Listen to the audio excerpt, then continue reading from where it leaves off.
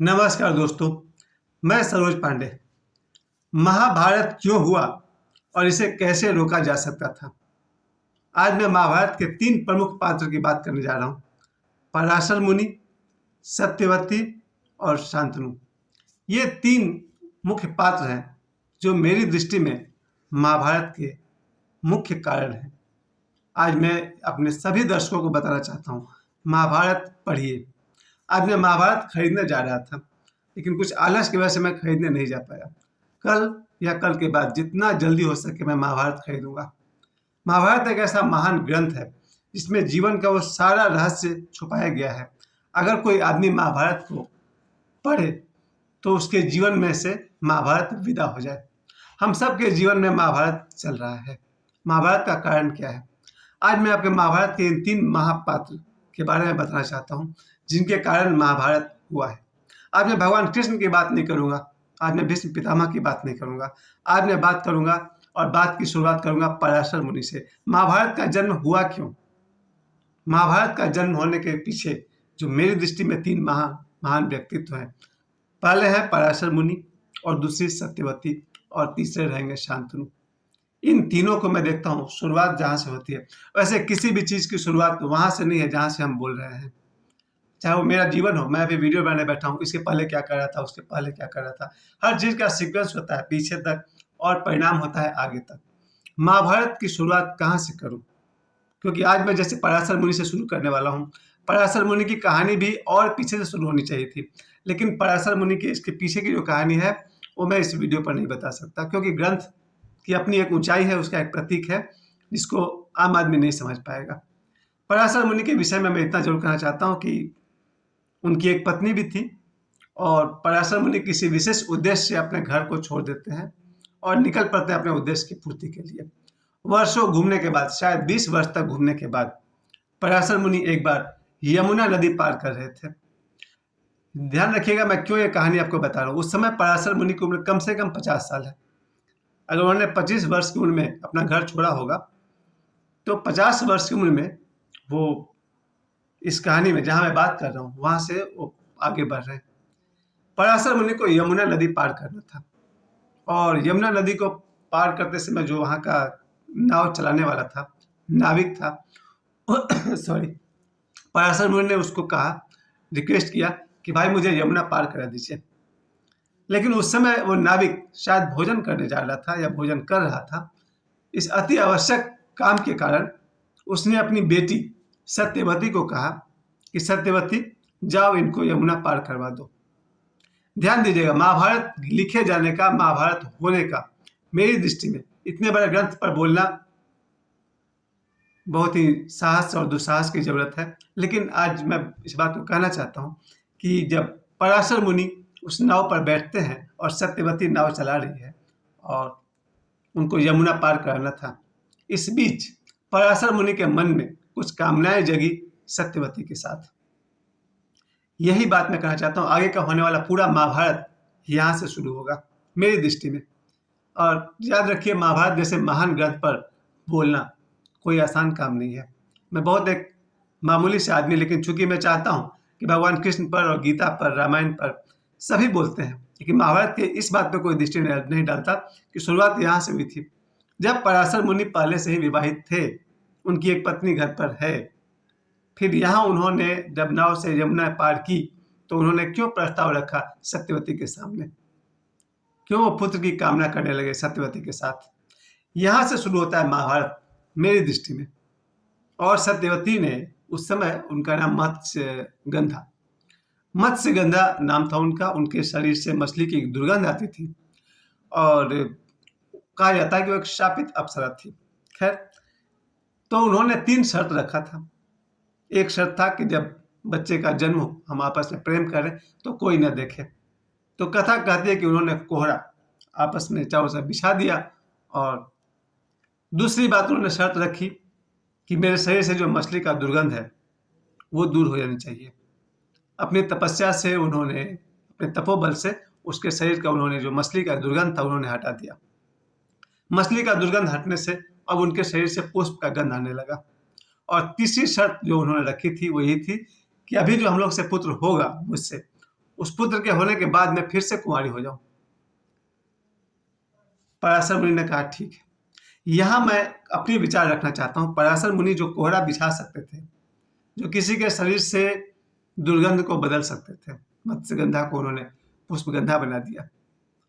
उन पराशर मुनि से मेरा अपना निजी छोटी बुद्धि से बात उठता है, अपनी कामना क्यों नहीं हटा पाए। खैर, चूंकि वो विवाहित पुरुष हैं, 50 से ऊपर उनकी उम्र है, और उनकी एक कामना, या मैं तो अपनी भाषा में कहूंगा वासना, उनके कामना और वासना के कारण एक पुत्र का जन्म हुआ। वही पुत्र है वेद व्यास। देखिए, मैं चूंकि आज जो मैं वीडियो बना रहा हूँ, मेरे जिन लोगों ने मुझे एक बार भी सुना है, इस वीडियो को जरूर देखिए और अपने करीबी से करीबी दोस्त को दिखाइए, ताकि जीवन में आने वाले महाभारत को रोका जा सके। मेरा वीडियो, मेरी दृष्टि में, मैंने अब तक जितने भी 900 से अधिक वीडियोस मैंने आज तक बनाए हैं, लेकिन आज का वीडियो बना करके मैंने अपना वक्ता होने का ऋण चुका दिया।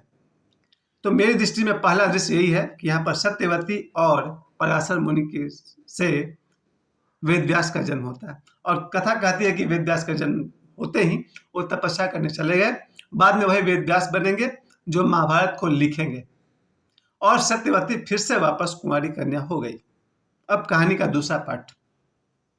सत्यवती कुछ वर्षों के बाद महाराज शांतनु, जिनकी पत्नी गंगा पहले से थी, जिनका एक जवान पुत्र था देवव्रत यानी भीष्म पितामह, शांतनु के मन में इच्छा हुई, वो कहीं वन में भ्रमण करने गए। वहां उनको सत्यवती दिखती है, उन्हें यमुना पार करना था, और उसी सत्यवती ने फिर से यमुना पार करवाया।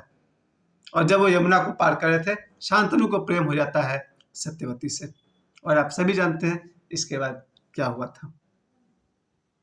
ये कहानी बहुत अपरिचित नहीं आप सभी से। यहाँ पर भीष्म ने जो त्याग किया, भीष्म के त्याग करने के कारण, मैं आजीवन ब्रह्मचारी रहूंगा, मैं विवाह नहीं करूंगा, मेरा कोई पुत्र नहीं होगा, और शांतनु और सत्यवती का विवाह होता है, और जिससे जन्म होता है विचित्रवीर्य और चित्रांगद का। कहानी मैं आपको यहीं तक बताऊंगा। अब वापस मैं आता हूं अपनी बात पर। सत्यवती ने जब पराशर मुनि के साथ जब उनका पहला बेटा हुआ, मेरी दृष्टि में अगर वो दोनों साथ में ही रह जाते हमेशा के लिए, तो आज महाभारत नहीं होता। लेकिन फिर सत्यवती अलग हो गई, फिर उसी सत्यवती का संबंध बनता है शांतनु से, और शांतनु से और सत्यवती से मिलकर के चित्रांगद और विचित्रवीर्य का जन्म होता है। कथा का एक लाइन और आगे भी है, जहां पर पता चलता है कि किसी युद्ध में चित्रांगद मारे जाते हैं और विचित्रवीर्य बचते हैं, और उनसे उनकी 2 रानियां रहती है, और जिनके अंबालिका, इन दोनों रानियों को संतान नहीं हो पाता है। ऐसे में सत्यवती कहती हैं कि मेरा एक पुत्र पहले भी था, विवाह से पहले मेरा एक पुत्र था वेद व्यास, उसे बुलाया जाए, अगर वो आता है तो इन दोनों को पुत्र हो सकता है।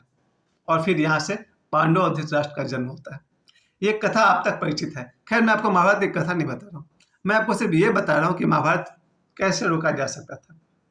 जहाँ शुरू में पराशर मुनि और सत्यवती जब नाव को पार कर रहे हैं, सिर्फ नाव पार कर लिया होता और जहाँ जाना था वहां चले गए होते, तो बात कुछ और थी।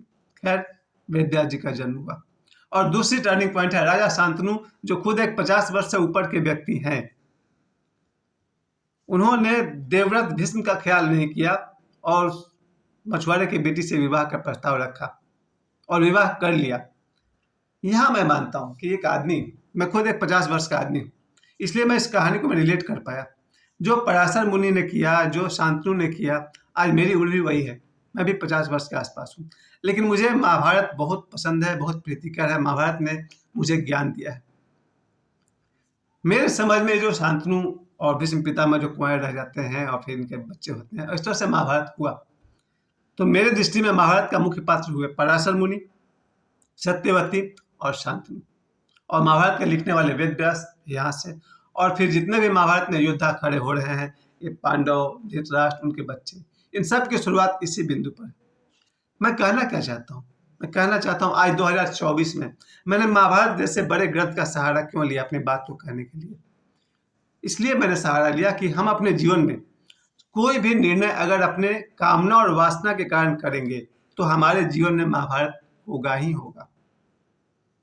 क्योंकि मैं इसलिए कह रहा हूँ कि आज दुनिया में लाखों करोड़ लोग हैं जो कामना और वासना के वशीभूत होकर के जीवन जी रहे हैं। इन धार्मिक ग्रंथों से कुछ सीखिए। लोग रामायण तो सुनते हैं, पढ़ते हैं, पसंद करते हैं, भगवान राम के गुणगान गाते हैं। महाभारत कोई देखना नहीं चाहता। मैंने अपने जीवन काल में महाभारत किसी के घर में नहीं देखा है। यहाँ तक कि मैंने वाल्मीकि रामायण नहीं देखा। वाल्मीकि रामायण मेरे पास है, मैंने दोनों पार्ट खरीदा है। महाभारत मैं कल खरीदने वाला हूँ, आज मैं नहीं जा पाया, हालांकि संडे था। मैं सारा दिन ड्रीम गर्ल 2 देखते रह गया, लेकिन मुझे महाभारत खरीदना है। मुझे सीखने को मिला महाभारत क्यों हुआ। महाभारत होने के सैकड़ों कारण में से मैंने आज आपको ये बातें बताई। इस वीडियो का मेरा मकसद यही है प्यारे दोस्तों कि हम सब जब 1 से 25 वर्ष तक रहें तो हमारा जीवन ब्रह्मचर्य का जीवन हो। जब हम 25 से 50 वर्ष के रहें तो हमारा जीवन संसारी का जीवन हो। पति पत्नी, दाम्पत्य सुख, बाल बच्चे, नौकरी, इसमें लगे। आज भी मैं 2024 के इस कॉन्टेक्स्ट में कह रहा हूँ, जब आप 1 से 25 वर्ष तक हैं, ब्रह्मचर्य आश्रम का मजा लें। मेरे दोनों बच्चे, मेरा बेटा मेरी बेटी, उनको मैं हमेशा कहता रहता हूँ 1 से 25 वर्ष तक ब्रह्मचारी रहो। और उसके बाद अपने बेटा को भी, अपनी बेटी को भी कहता हूँ, जब 25 से 50 के बीच में आओ, अगर तुम्हें सांसारिक जीवन, गृहस्थ जीवन अच्छा लगता है तो उसमें जियो। लेकिन 50 वर्ष के बाद जहाँ मैं खड़ा हूँ, अब मैं 52 ईयर्स का हूँ, 52 वर्ष का हूँ, 52 से लेकर 75 का उम्र जो है, वो कहते हैं पुराने शास्त्रों में वानप्रस्थ की तरफ, यानी मेरा मुख अब संन्यास की तरफ होना चाहिए और 75 से 100 के बीच संन्यास हो ही जाना चाहिए। मेरा सौभाग्य है कि महाभारत जैसे महान ग्रंथ ने मुझे ये दृष्टि दी है कि जो कुछ महाभारत में हुआ है, चाहे वो द्रौपदी का कारण था, गांधारी का था, बहुत ही इतना आसान नहीं है महाभारत का पुस्तक। मेरे बेटा को तो मुझसे ज़्यादा नॉलेज है, वो महाभारत देखते ही रहता है हमेशा। आप सबको भी होनी चाहिए। इन शॉर्ट मैं आपसे यही कहना चाहता हूँ कि हमारे जीवन में अगर महाभारत को रोकना है तो हमें कामना और वासना की तरह नहीं, भगवान कृष्ण की तरह जीना सीखना चाहिए।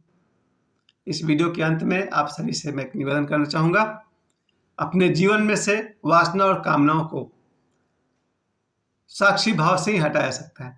ध्यान करें और अपने जीवन में आने वाले महाभारत को रोकें। मुझे समय देने के लिए आप सभी को बहुत बहुत धन्यवाद।